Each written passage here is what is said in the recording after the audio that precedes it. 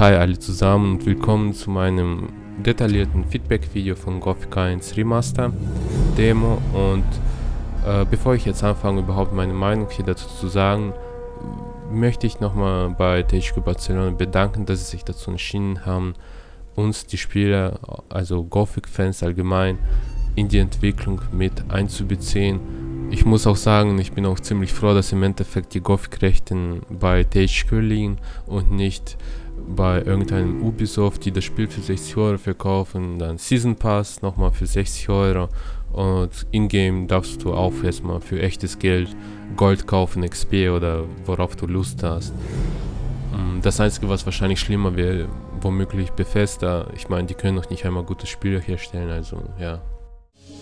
Wie dem auch sei, wenn man einen x-beliebigen Gothic-Fan fragen würde, was genau hat dir an Gothic 1 am meisten gefallen und was genau macht das Spiel wirklich so einzigartig, wie es im Endeffekt ist? Nun, in der Regel kriegt man eine kurze Antwort und meistens heißt es halt die Atmosphäre. Doch was genau ist die Atmosphäre? Wenn man bedenkt, weiß nicht, wenn du das googelst, kommt dann Erdatmosphäre und so ein Schwachsinn. Das brauchen wir hier nicht, offensichtlich. Atmosphäre in Spielen besteht im Grunde genommen aus mehreren Elementen. Deswegen ist es gar nicht so einfach. Da kommt zum Beispiel sowas wie Farbstimmung, ja, ganz wichtig. Aber auch Grafikstil, Charaktere, Story, allgemein die Welt, Gameplay, Leveldesign, Musik bzw. Sounddesign, ja.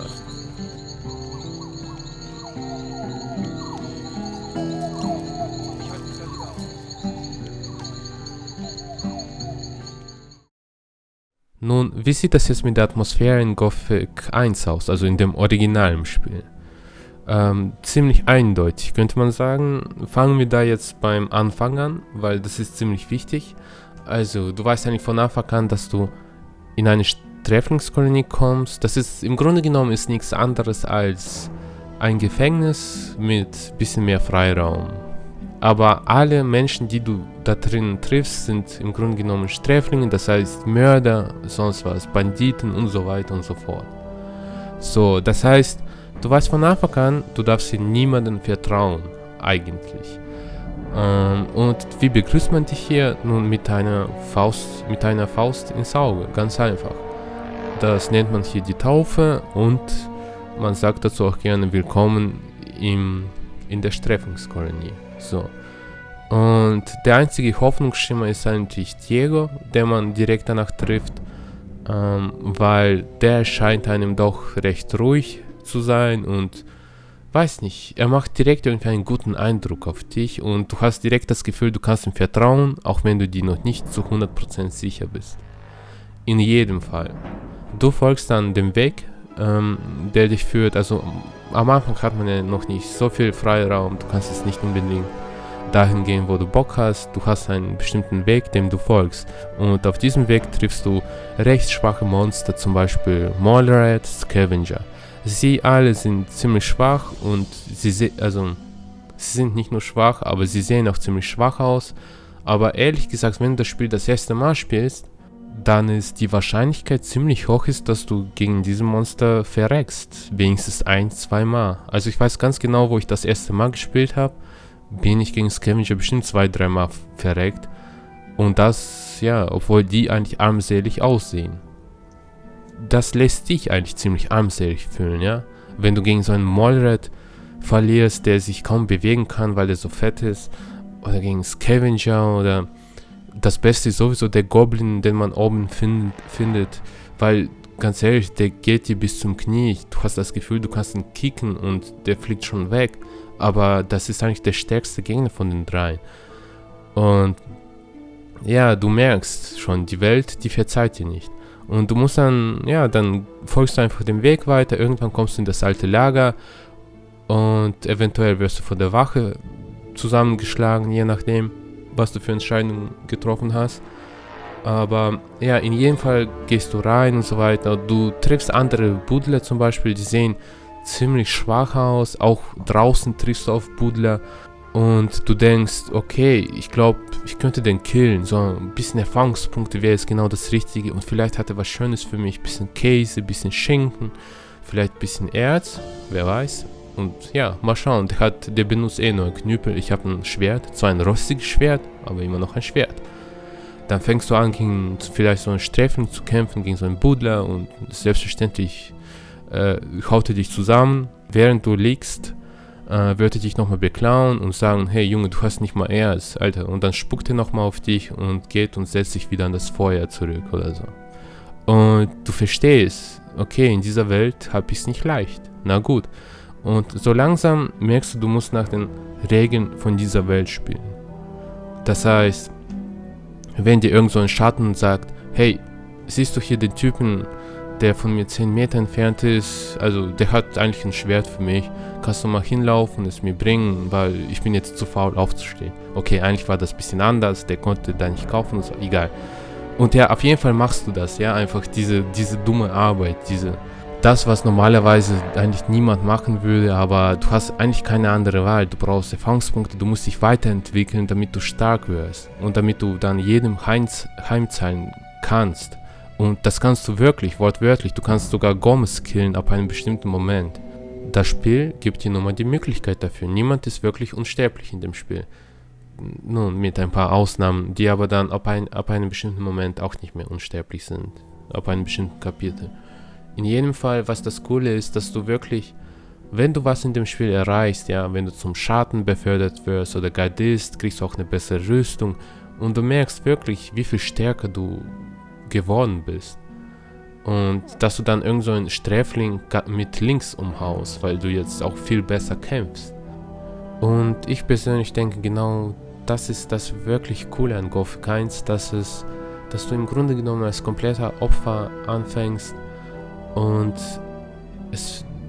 die Atmosphäre, die wirkt auf einen doch deprimierend, beängstigend, teilweise mit den Orks und so weiter. Aber ich meine das jetzt im Positiven, nicht negativ, es ist wirklich positiv gemeint, irgendwie. Und es ist aber auch motivierend, einfach weiterzukämpfen. Du weißt, wenn du nicht aufgibst, sondern weiterkämpfst, dann wirst du was erreichen. Und dann kannst du auch dem Gomez den Arsch versäulen irgendwann. Du weißt das eigentlich die ganze Zeit. Und das ist das Schöne in Gothic 1.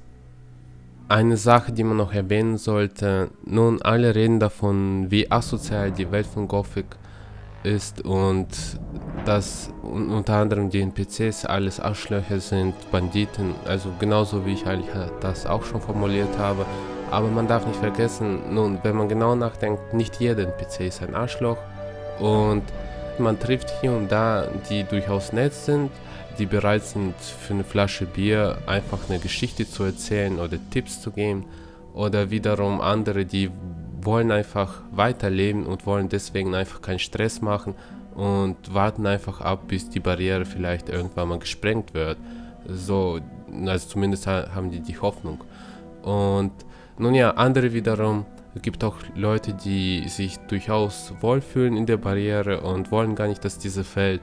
Und ja, genau diese Leute sind dann meistens auch Arschlöcher.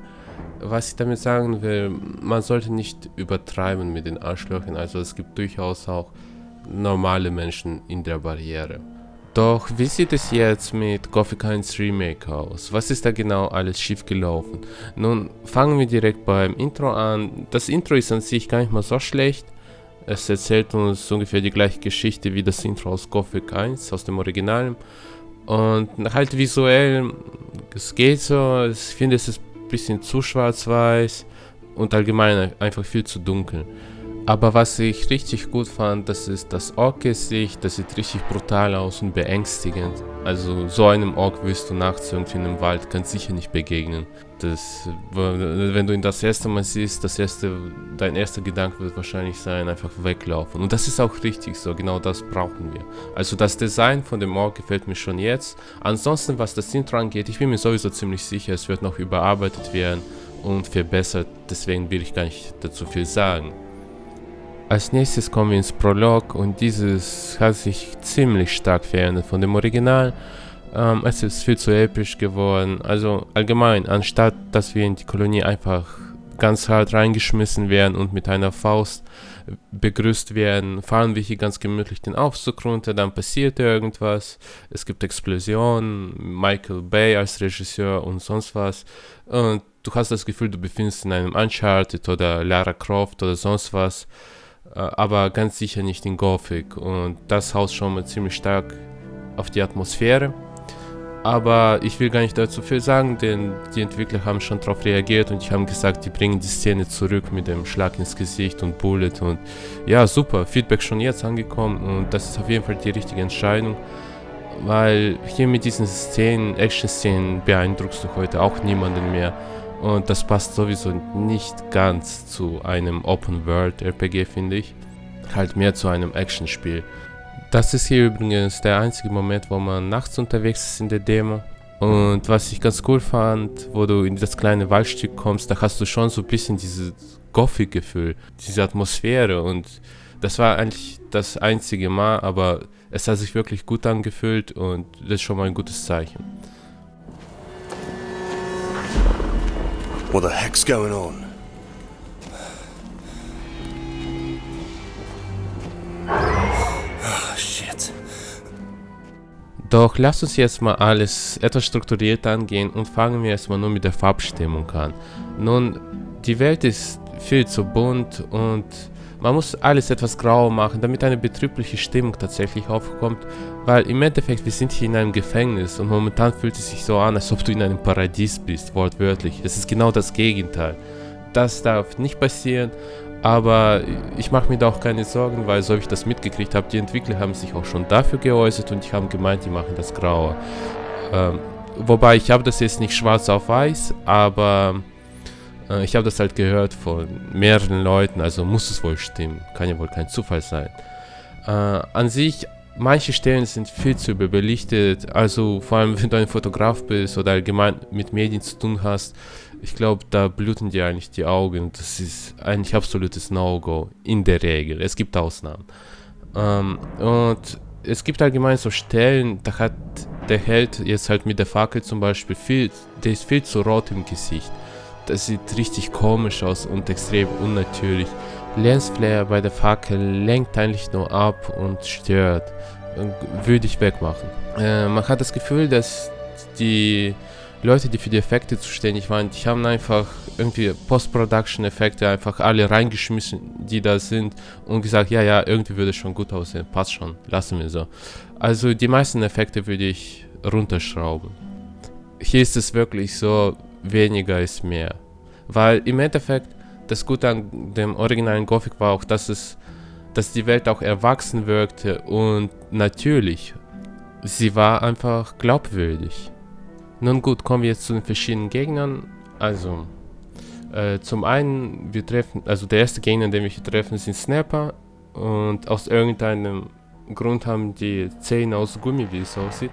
Aber in jedem Fall gefallen die mir hier nicht so gut. Allgemein, die haben hier so einen schnabelförmigen Kopf und es sieht wirklich zu stark aus wie ein Scavenger. Man kann die schlecht unterscheiden.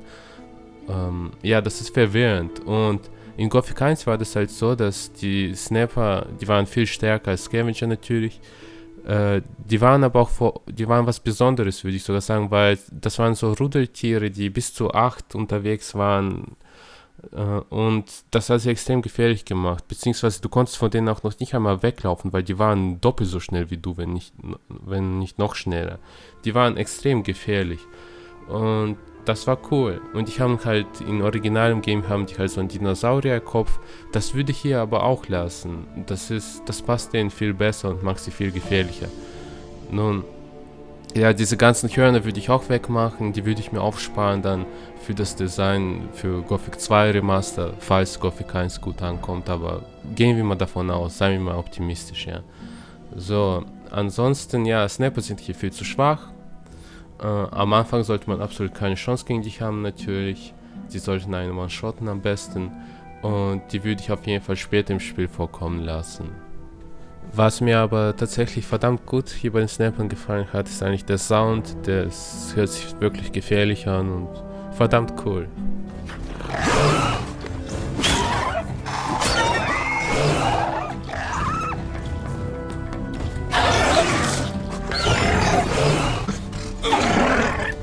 Scavenger, das Design von denen gefällt mir ziemlich gut wiederum. Kann man, glaube ich, direkt so übernehmen in das Hauptspiel dann, wenn es mal draußen ist. Also, ja, keine Ahnung, fand ich gut. So, wen gibt's noch? Wölfe gibt's hier. Die fand ich richtig cool. Es ist schönes Design, gefällt mir. Die Animation mit dem Anspringen, was die manchmal machen, auch super. Aber auch hier, die würde ich erstmal später vorkommen lassen, weil das sind auch so Rudeltiere, nie alleine unterwegs und das macht sie in der Regel ganz besonders gefährlich. Hier in Gothic Remastered ist es ein bisschen anders, weil es greift immer nur einer an und zwei gucken zu. Also die sollten auf jeden Fall deutlich aggressiver werden. Allgemein würde ich die auch stärker machen. Also hier sind Wölfe schwächer als Scavenger oder Snap und so weiter. Und es muss eigentlich irgendwas dazwischen sein. Eigentlich genauso wie im originalen Gothic. Ich denke, das passt einfach am besten. Und ja, ich würde auf jeden Fall auch so Mallrats, Goblins könnte man stattdessen in den Anfang reinschieben. Mallrats, die sehen halt wirklich sehr schwach aus und ja, es ist eigentlich ein ganz guter Gegner für den Anfang. Und Goblin eigentlich auch. Also so ab 2, 3 Goblins wird es vielleicht ein bisschen gefährlicher, aber wenn du gegen einen Goblin kämpfst, dann sollte das auch klar gehen. Und ich würde auf jeden Fall am Anfang keine Must-have menschliche Gegner einführen, also die man jetzt unbedingt bekämpfen muss wegen einer Quest oder so, weil Gegner waren schon immer eine ganz besondere Herausforderung in Gothic 1 und da war schon, also menschliche Gegner, und da war schon irgendwie, weiß nicht, so ein Buddler konnte für dich eine Herausforderung darstellen, ganz geschweige denn jemand, der eine Rüstung trägt oder eine vernünftige Waffe. Das war, ja, bis zu einem bestimmten Moment hattest du eigentlich so gut wie keine Chance, außer du warst schon erfahrener Spieler von Gothic. Jo, das ist eigentlich alles, was ich dazu sagen wollte. Kommen wir jetzt zum Thema Charaktere und fangen wir dabei mit dem Hauptcharakter an. Der sieht so vom Aussehen her eigentlich gar nicht mal so schlecht aus, wirkt etwas jünger als im Originalspiel, aber im Großen und Ganzen finde ich okay, einigermaßen gelungen. Nun, ein paar Sachen gefallen mir jedoch hier nicht, nämlich die Rüstung, die sieht viel zu gut aus für den Anfang. Man muss halt bedenken, du bist ein Sträfling, der frisch reingeworfen wurde, und dass du direkt so eine Rüstung, die so cool aussieht, hast, ist irgendwie unwahrscheinlich. Stattdessen würde ich ihm einfach zerrissene Klamotten geben. Das würde halt auch meiner Meinung nach den Spieler motivieren, weiter eine bessere Rüstung zu suchen, halt, die auch besser aussieht. Und die jetzige Rüstung, die hätte man halt tatsächlich schon als eine leichte Schattenrüstung verwenden können. Vielleicht halt noch ganz bisschen verändern, ein bisschen Rot reinmachen, das war's schon. Perfekte leichte Schattenrüstung meiner Meinung nach. Und eine andere Sache ist, im Originalspiel war der Charakter von dem Hauptcharakter, nun, er war auch eher so ein ruhiger Typ und manchmal auch sarkastisch, frech, aber dann hat er in 90% der Fälle eins aufs Maul kassiert. Und ja, hier, was mich ein bisschen stört, der redet viel zu viel, der kommentiert wirklich jeden möglichen Mist. Es fühlt sich fast schon so an, wenn es früher zum Mittelalter Instagram geben würde, dass er sein ganzes Essen fotografieren würde und es direkt hochladen. Das Negative darin ist, das Ganze lässt den Eindruck entstehen, dass die Welt doch gar nicht so gefährlich ist, weil der immer hier so ein bisschen rumspaßt. Eine andere Sache wiederum, auf einmal hat er ein Tattoo auf der rechten Hand, auch komplett unnötig meiner Meinung nach. Ich habe das Gefühl, die Entwickler von THQ, die wollten einfach besondere Merkmale dem Gothic 1 Helden sozusagen hinzufügen, das, was ihn irgendwie ein bisschen von allen anderen unterscheiden lässt. Das sieht man halt vor allem zum Beispiel bei Animes, meine ich jetzt. Wenn man jemand geguckt hat, du siehst da direkt den Hauptcharakter, ja, in der ersten Sekunde, weil der hat irgendwie eine komische Frisur oder andere Farben, sonst was. Merkst du sofort. Das wird eigentlich so ziemlich überall gemacht. Und es sieht so aus, dass die Entwickler das auch hier ein bisschen einbringen wollten, unter anderem mit so einem Tattoo. Aber ich finde das komplett unnötig in diesem Fall, weil genau das hat ihn so besonders gemacht, weil er nicht so besonders ist, weil er genauso gut auch als ein NPC durchgehen könnte. Und das unterscheidet ihn von allen anderen heutigen Protagonisten aus anderen Spielen oder Filmen oder sonst was. Und außerdem kannst du dich auch recht gut mit dem dann assoziieren. Kommen wir jetzt hier zu einem anderen sehr wichtigen Charakter, nämlich Diego. Nun, ich finde schon mal gut, wie er aussieht, also das Gesicht passt, Die Kleidung sieht allgemein auch gut. Ich finde zwar, der Umhang ist vollkommen unnötig und allgemein der klebt in dem Tisch, also wenn sich Diego dran anlehnt. Aber okay, das sind Kleinigkeiten. Was mich tatsächlich stört, ist, der kommt hier ganz anders rüber als in dem Originalspiel, viel zu angeberisch und man hat das Gefühl, die ganze Kolonie gehört ihm, der ist eigentlich hier der Boss, er fühlt sich hier richtig gut in der Kolonie und das ist das absolute Gegenteil von dem Originalspiel. Da war das nämlich so, dass man das Gefühl hatte, Diego eigentlich hat die Schnauze voll hat, allgemein vom Leben, nicht nur der Kolonie, ja. Er war viel ruhiger, aber irgendwie auch wiederum auf eine gute Art und Weise. Du konntest immer zu ihm gehen, was fragen. Der hat dir ganz ruhig alles erklärt, geantwortet, und hat sich dann wieder neben seiner Hütte hingesetzt und einfach nur gechillt, vielleicht ein paar Bier getrunken. Mehr nicht, das war eigentlich sein Leben. Und hier hat man das Gefühl, er ist der Hauptcharakter, er besitzt alles, ihm geht's super gut und ich weiß, er ist der Anführer der Schatten. Aber ganz ehrlich, er ist nur der Anführer der Schatten. Er befindet sich sogar in der unteren Schicht so gesehen und nicht in der oberen, wo die Gardisten sind, da bei Gomez und Erzbaron und sonst was. Also ja, das ist... Allgemein hat mich der Typ erinnert an den Film, also ziemlich stark erinnert an den Film Die Legende des Zorro aus dem Jahre 2005. Halt das Einzige, was fehlt, ist eine Maske und ein Hut und ja. Oder halt kennt ihr diesen aus dem Shrek, dieses Kätzchen da? Daran hat er mich auch noch erinnert. Und das passt halt zu Diego überhaupt nicht meiner Meinung nach und ich finde, es muss wirklich geändert werden. Einfach sein Verhalten und im Grunde genommen, das war's auch schon. Den Umhang würde ich auch noch wegmachen, aber jo, das Aussehen passt eigentlich. Kommen wir jetzt zum dritten Charakter, das ist nämlich Platwin. Nun, der war schon in Gothic 1 nicht besonders wichtig, hier wahrscheinlich auch nicht, ist auch okay. Ich würde immer aber trotz allem den Helm wegmachen, damit er schon ein bisschen persönlicher rüberkommt. Und allgemein auch die Hellebarde, die sieht irgendwie, weiß nicht, albern aus. Es passt nicht ganz in das Gothic-Universum rein. Vielleicht sollte sie zumindest mal nicht golden sein, keine Ahnung. Also ich würde aber die Hellebarde komplett wegmachen und einfach beim Schwert bleiben. Ansonsten gibt es hier 3 weitere Charaktere, die nicht so wichtig sind. Das ist Saros, Kaden und Ori. Und ja, die sind alle 3 super gut gemacht, also kann ich absolut nichts dazu sagen. Die passen perfekt in das Gothic-Universum rein und kann man eigentlich direkt so 1:1 übernehmen in das Spiel, wenn es mal dann irgendwann mal rauskommt. Ganz besonders hat mir eigentlich die Quest gefallen vom Ori, weil da gab es so eine Quest, du musst für ihn so ein Seraphis bringen im Endeffekt, weil er Kopfschmerzen hat. Am Ende sagt er dir irgendwas, dass er das im Lager verkaufen wird. In Wirklichkeit hat er keine Kopfschmerzen oder will ich zumindest dafür nicht benutzen. Und ja, dann stehst du da so dumm rum, also du wurdest verarscht, ja, willkommen in der Kolonie und so weiter. Und selbstverständlich habe ich ihm dann aufs Maul gehauen, zumindest habe ich es versucht. Also diese Stelle hat mir eigentlich ziemlich gut gefallen, super. Was mir jedoch aufgefallen ist, dass du hier direkt getötet wirst, anstatt dass man dich K.O. schlägt und dein ganzes Gold wird weggenommen. Das finde ich extrem schade, ich hoffe, das wird verändert, weil in der Gothic-Welt war das schon immer so, dass jemanden zu töten, das war eigentlich ein verdammt großes Verbrechen und das hat sich auch grundsätzlich niemand getraut. Denn wenn du jemanden tötest in der Kolonie, dann wirst du selber von jemand anderem dann getötet. Und kommen wir jetzt zu den Dialogen. Die haben mir nämlich ziemlich gut gefallen, muss ich sagen. Die sind gut ausbalanciert, nicht zu viel, nicht zu wenig, recht gut geschrieben meiner Meinung nach in der Regel. Und wie das Ganze inszeniert ist, die Kamera ändert immer ihre Perspektive, es ist interessanter anzuschauen, die Charaktere haben mehr Animationen als früher. Es ist tatsächlich, macht einfach mehr Spaß, so Dialoge anzuhören und sich anzuschauen. Respekt dafür.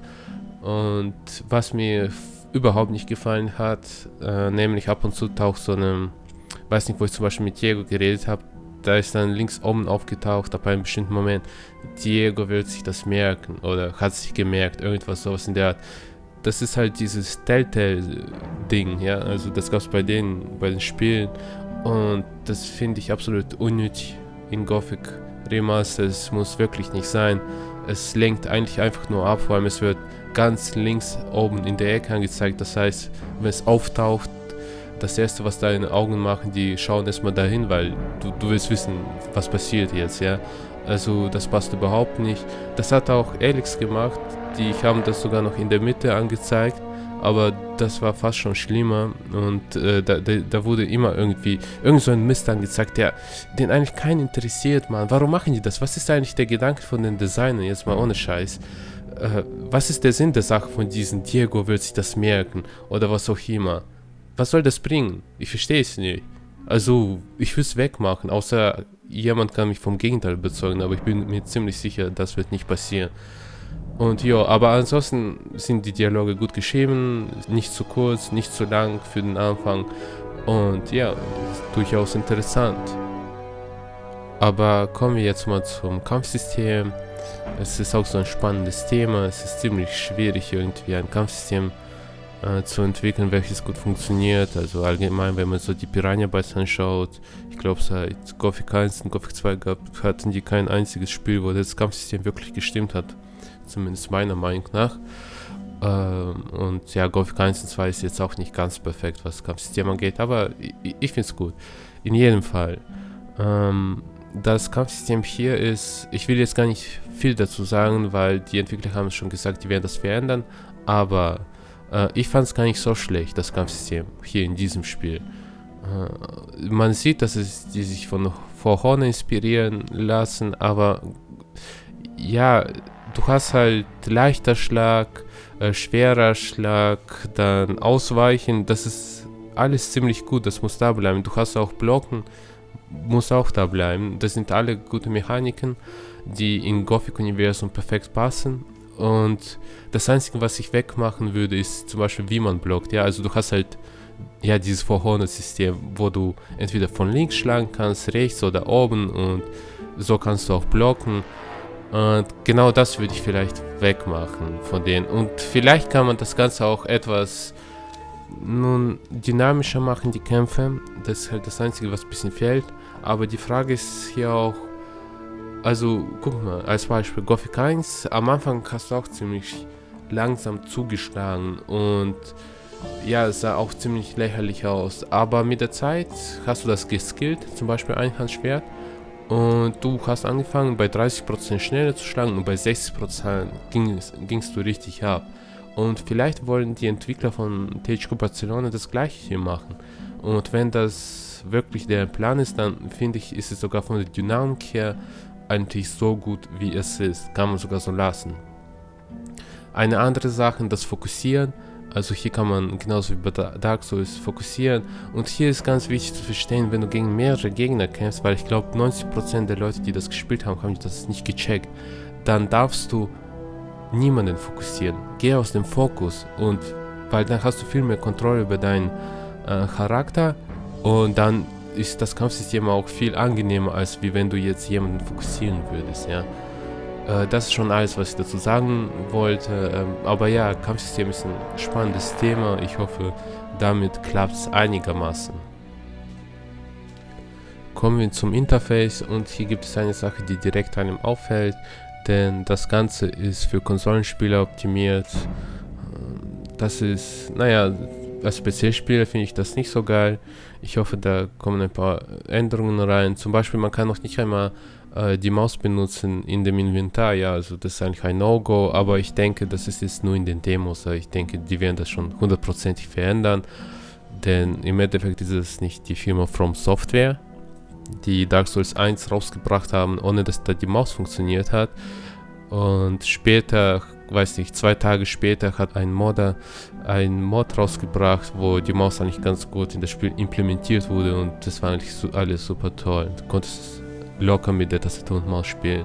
Ich hoffe, THQ wird sich hier nicht so blamieren, wie das From Software mit Dark Souls 1 gemacht hat. Ansonsten, es gibt bestimmte Sachen, die ziemlich nerven, zum Beispiel beim Aufheben von Objekten, also allgemein. Die ganzen Objekte, die in der Welt rumliegen, die werden mit so einem Pfahl gekennzeichnet, und manchmal kannst du dieses sogar durch Wände sehen oder Charaktere, und das zerstört die Atmosphäre so stark. Bitte mach diese Pfeile weg, komplett, und Man könnte zum Beispiel so machen, wenn du näher an das Objekt kommst, dass es dann einfach nur aufgeleuchtet wird und das reicht schon.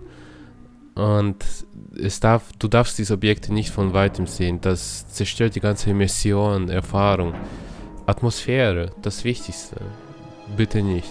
Ansonsten, die Lebens- und Ausdaueranzeige, die sieht ziemlich futuristisch aus, meiner Meinung nach. Sie ist viel zu clean für so ein Spiel, für so ein mittelalterliches Spiel, also viel zu sauber. Aber es wirkt auch wie so ein Placeholder. Ich denke, die werden das auf jeden Fall noch verändern, auch ohne dass ich das jetzt sagen müsste oder jemand anders. Und allgemein würde ich diese Anzeigen nicht über dem Kopf zeigen, wie das momentan ist, sondern einfach nach unten in die Mitte und nach oben in die Mitte, und dann ist es schon ziemlich gut. Eine andere Sache, benutzt bitte anstatt die grüne Farbe für das Leben, rote. Das passt viel besser für das Gothic-Universum, die Farbe, und allgemein rot-schwarz, das sind so die zwei Hauptfarben von Gothic 1, könnte man sagen. Was ich wiederum richtig gut finde, dass die Lebensanzeige normalerweise überhaupt nicht auftaucht, außer man kommt in einen Kampf oder man hielt sich, sonst aber taucht sie nicht in dem Interface auf. Und vielleicht habt ihr schon gemerkt, das Interface ist verdammt clean. Es gibt keine Minimap oder sonst was, keine Ahnung, alles mögliche, wie viel Heiltränke du hast, Anzahl und sonst was, links, oben, links, unten, rechts. Es ist absolut sauber. Ich glaube, ich habe das noch nie bei einem RPG-Spiel gesehen, und ich weiß nicht, ob das jetzt daran liegt, weil das jetzt eine Demo ist, das Ganze, oder ob die das wirklich vorhaben, so es auch in das Hauptspiel rüberzubringen, und ich hoffe, die machen das, weil das ist super. Das Inventar an sich, also das Design, ist auch durchaus gut gemacht. Ja, ich muss tatsächlich zugeben, so interface-mäßig seid ihr einigermaßen gut drauf, und das meiste gefällt mir. Außer jetzt so ein paar Sachen, aber da denke ich, es ist selbstverständlich, dass die bis zum fertigen Spiel gefixt werden, also verändert zum Besseren. Das Einzige, was mir dabei negativ aufgefallen ist, nämlich, wenn man das Inventar öffnet, dann pausiert sich das Spiel. Ich mag es viel lieber, zumindest bei Open World RPGs, nämlich wenn das Spiel immer noch weitergeht, das Leben geht weiter, auch wenn du das Inventar öffnest, aber okay, keine große Sache. Und grundsätzlich, ich finde, Dark Souls 3 hat eigentlich das beste Inventar überhaupt. Es ist sowohl für PC-Spieler gut gemacht, als auch für die Konsolenspieler. Und nun ja, zum Ende kommen möchte ich noch ein paar allgemeine Sachen erwähnen, was mich so ein bisschen gestört hat zu Ende. Es gibt zu wenige Interaktionen meiner Meinung nach in der Welt. Zum Beispiel, wenn du einen Stuhl siehst, dann solltest du auch die Möglichkeit haben, sich drauf zu setzen, finde ich. Allgemein Animationen fehlen noch für Essen und Trinken, und das ist eigentlich ganz wichtig, denn wenn es keine Animationen gibt, das heißt, du kannst dich immer bei einem Kampf mit Waldbären vollfressen und bist eigentlich so ziemlich unsterblich. Ich meine, das war so bei Reason 2 und 3 oder so. Und ja, das ist eigentlich auch einfach aus Game Design ist eine schlechte Entscheidung. Dann allgemein, wenn man sich heilt, dann wird das mit so einer grünen Aura visualisiert, aber es sieht nicht gut aus. Das sieht so cartoonisch aus, und am besten man visualisiert das überhaupt nicht. Ich meine, der Spieler wird es schon verstehen, wenn es sich geheilt nicht oder nicht, weil du siehst es ja an deiner Lebensanzeige, und du siehst auch, dass du vorher 10 Waldbeeren hattest und danach nur noch 9, so als Beispiel. Allgemein, was ich auch ziemlich komisch fand, es gab halt Pfeile, halt bei Diego, die könnte man nicht mitnehmen. Währenddessen hat man einfach weiter, wenn man weiter in der Welt sich umgeschaut hat, hat man wiederum Pfeile gefunden, die man durchaus mitnehmen konnte. Und das verstehe ich nicht, warum man die einen Pfeile kann man nicht mitnehmen, die anderen wiederum schon. Also wenn dann alles oder nichts, würde ich sagen. Wenn, dann sollte man alle Pfeile und so kleinere Objekte mitnehmen können, diese dann verkaufen oder halt benutzen.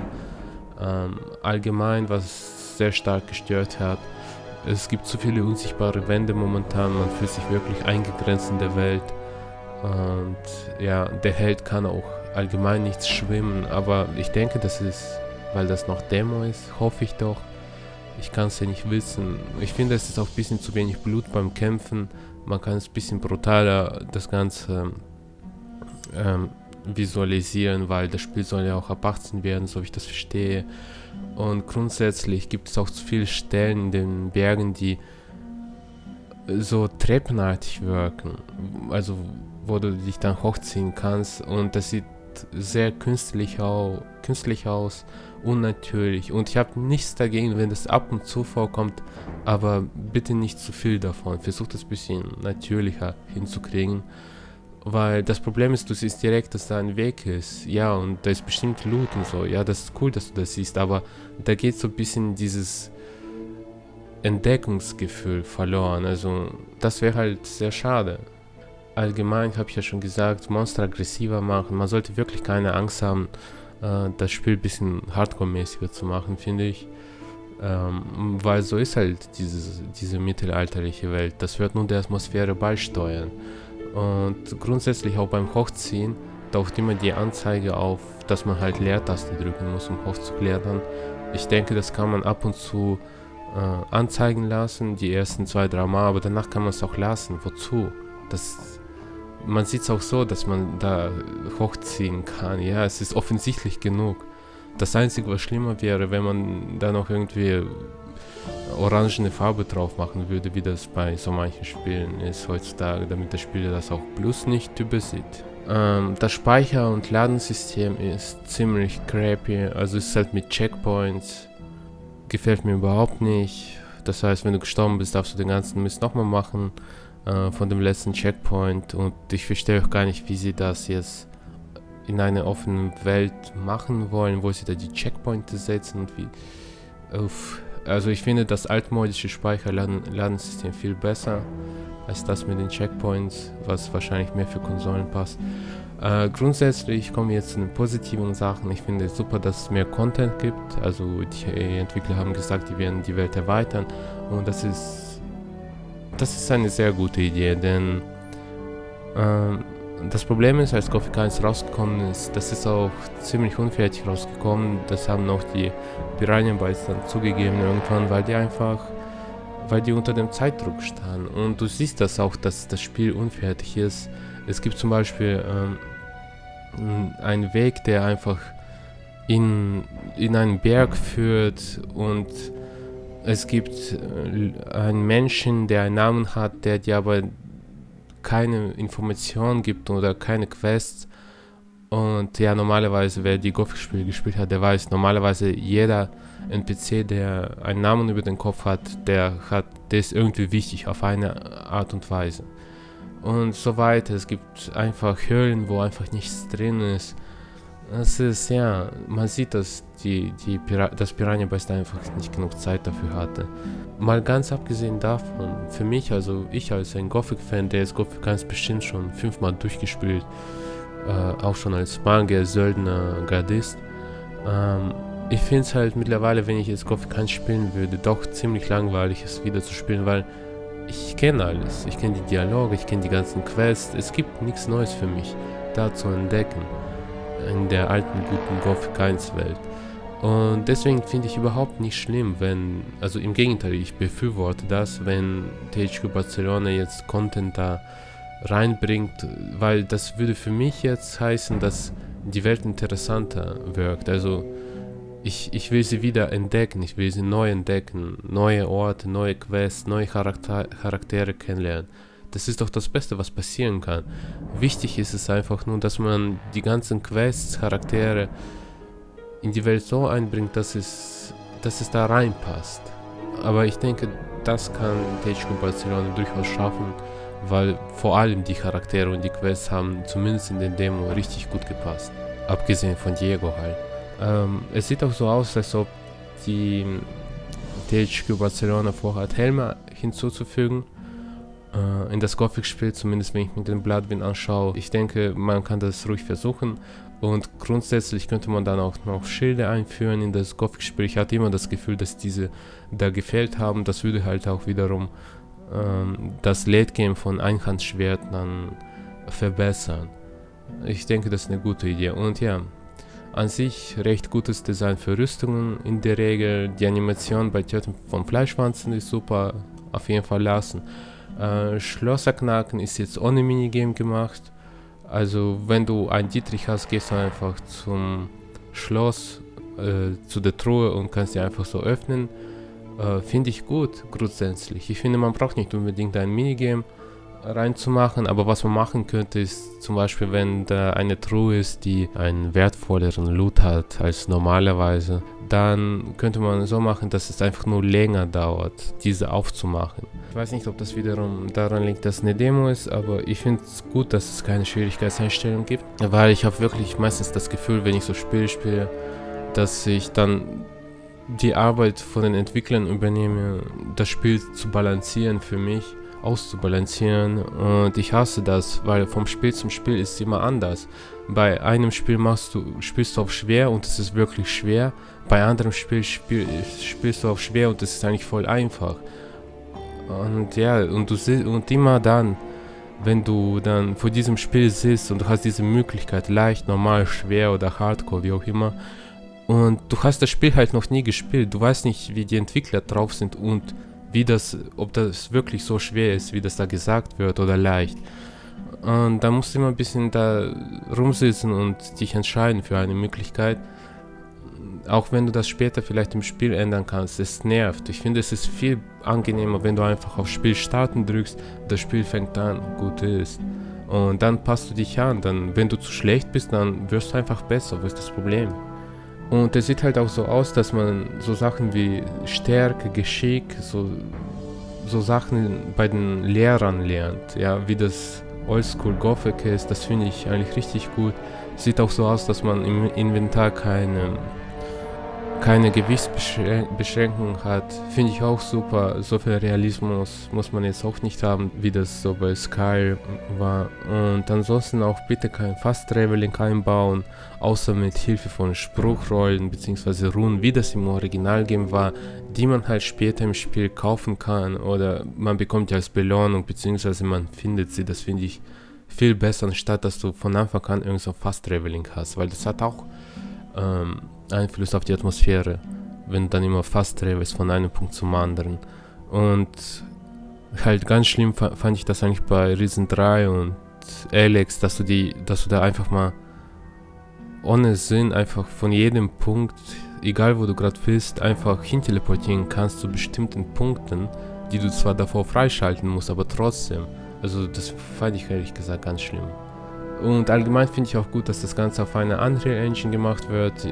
Also ich finde das in dem Sinne gut, weil, nun ja, es sieht ziemlich gut aus. Wenn du es gespielt hast, dieses Gothic 1 Demo, es sieht eigentlich gut aus und es sieht so aus, als ob es auch recht genug Möglichkeiten bietet, um ein gutes RPG zu ermöglichen, wenn man die richtigen Hände hat. Und ich denke, dass THQ Barcelona das durchaus schaffen kann. Also, ich habe noch ein bisschen Arbeit vor sich, aber eigentlich ist dieses Demo nichts anderes als ein Konzept. Und dafür, dass das wirklich so ein Konzept ist, funktioniert das schon verdammt gut, muss ich sagen. Ich könnte mir sogar vorstellen, so wie das Spiel jetzt ist, weiterzuspielen, muss ich ehrlich sagen. Aber ich hoffe, die verändern da noch so einige Sachen, weil man kann das Spiel auf jeden Fall noch verbessern. Und am Ende noch ein ganz kleines Detail, wo ich hier rumlaufe. Man sieht, dass hier so Wagenspuren sind überall. Und ich finde, das ist ein ziemlich nettes Detail, weil dann merkt man, dass die Welt schon vor dir existiert ist und da sind Wagen vorbeigefahren, die halt von der Außenwelt ins Minental kamen, also das ganze Erz und andere Waren. Und das finde ich ist ein ziemlich cooles Detail. Und jetzt ganz am Ende möchte ich noch kurz sagen an alle Gothic-Fans, vergesst bitte nicht, dass Gothic 1 auch viele Probleme hat und es ist noch lange nicht perfekt, aber es ist trotzdem ein gutes Spiel. Und genau das gleiche gilt eigentlich auch für Gothic 1 Remake, welches dann irgendwann mal rauskommt. Es muss nicht perfekt sein, um gut zu sein. Und wenn es gut ist, das würde mir schon komplett ausreichend sein. Allgemein, dass es ein Remake von Gothic 1 gibt, ich finde das abnormal cool. Also da kriege ich sofort Lust, irgendwie Gothic 1 und Gothic 2 durchzuspielen. Es ist wirklich der Hype und dass da mal wirklich was in der Welt passiert. Allein das ist schon viel wert. Und ja, am Ende möchte ich mich noch kurz verabschieden. Danke, dass ihr das Video euch angeschaut habt, weil 45 Minuten ist, weiß nicht, wer guckt heutzutage überhaupt noch ein Video, welches 45 Minuten geht. Die meisten sind ja kurz über 10 Minuten aus einem bestimmten Grund. Aber ja, danke, dass ihr euch das Video angeschaut habt. Ich hoffe, es hat euch gefallen.